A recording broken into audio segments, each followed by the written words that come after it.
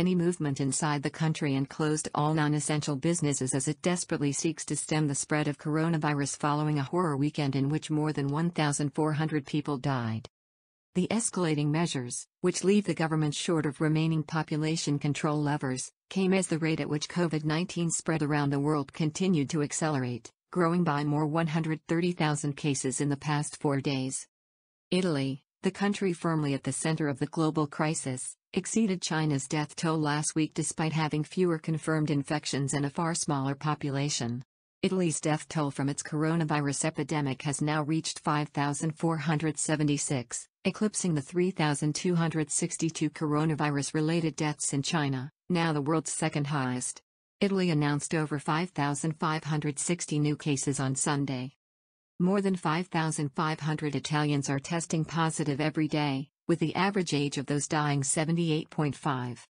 Supermarkets, banks, pharmacies and post offices are among businesses that will be permitted to keep trading under the new rules. On Sunday, Italians were also banned from moving across municipalities other than for non-deferrable and proven business or health reasons or other urgent matters, the health ministry said.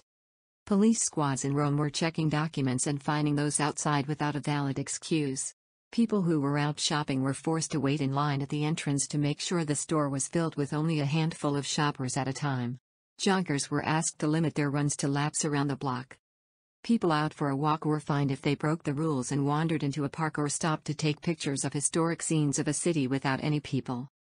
The Italian Prime Minister told the country it was facing its gravest moment since the Second World War and that all businesses and factories that were not strictly necessary, crucial, or indispensable would close until 3 April. We will slow down the country's productive engine, but we will not stop it, Giuseppe Conte said late on Saturday. His comments came shortly after it was announced that 793 Italians had died from coronavirus, the most in a single day anywhere in the world.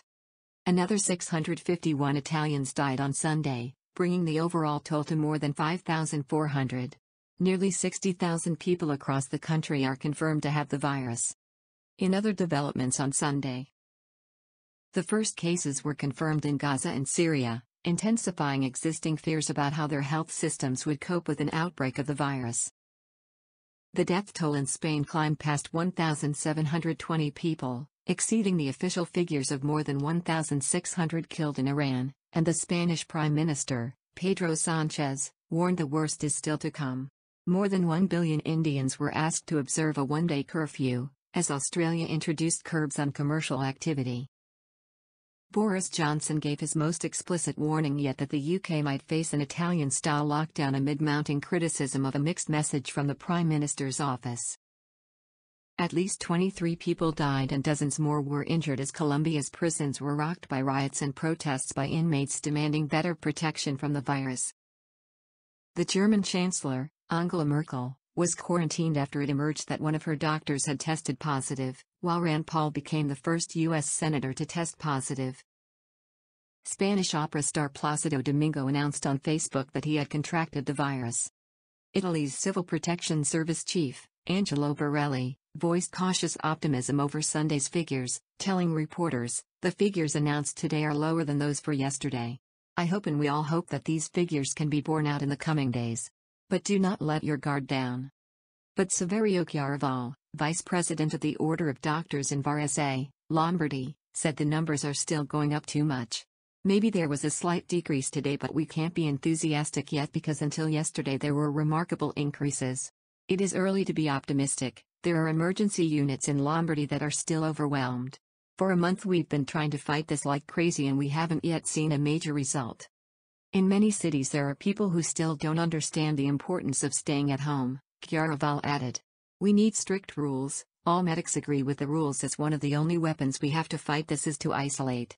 It is a sacrifice by all, for all, to try and overcome this situation. Italy accounts for more than a third of the world's total of about 13,000 deaths.